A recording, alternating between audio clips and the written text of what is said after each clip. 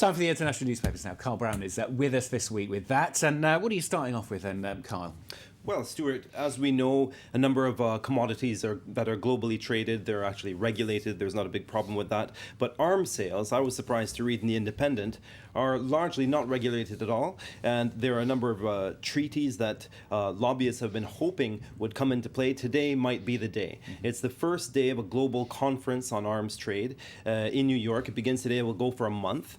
And in The Independent, we're seeing that it could lead to a number of changes. People are hoping that the decade of lobbying that human rights groups have put into this might turn up a clause, for example, just but one, would be, for example, to see that arms are not sold to any government that's guilty of human rights abuses or suspicious of committing any human rights abuses. And of course, in the article, we see Syria cited as a big possible example for that. And The Independent isn't the only paper talking about this today, is it? No, in The Guardian, amongst other papers, actually, the foreign ministers of Germany, France, and the UK, Europe's biggest arms traders, have issued a plea, really. They've signed this collective op-ed calling on their colleagues to come up with some kind of global treaty in an effort to adopt an agreement that would actually curb arms sales, particularly illegal arms sales. Now, that ranges everything to small arms, guns, ammunition,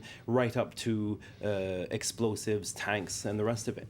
Okay. Well, now, I've got a question for you, in fact. Why should the UK drag the European albatross around its neck any longer? It's not my question, it's not Carl's question. In fact, it's the question in the Express today, isn't it?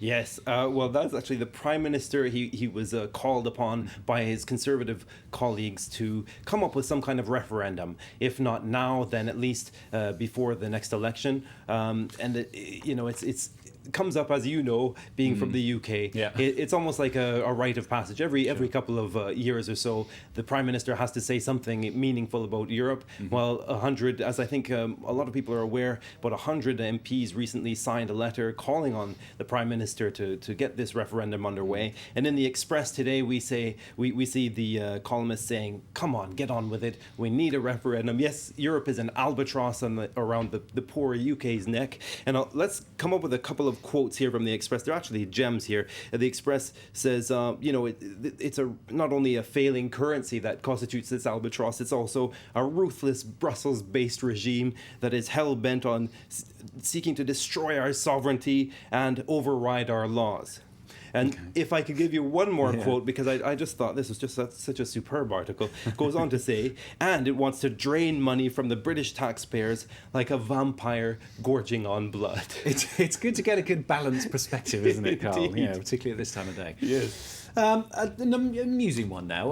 Continental taxi drivers taking travellers for a bit of a ride.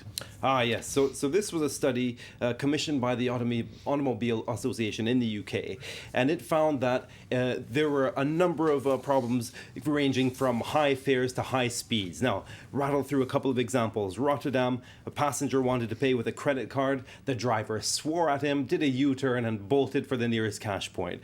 Hamburg, the driver did about 92 kilometers an hour in a 50 zone. In Lisbon, similar speeds combined with running red lights and ignoring pedestrians and cyclists. Last one, I think the best one, Amsterdam. Didn't bother to switch on the meter, picked up a second passenger in addition to the first one, the tester, and then ended up charging them both, rounding up on the whole price. Oh, fantastic stuff. Never happens in Paris.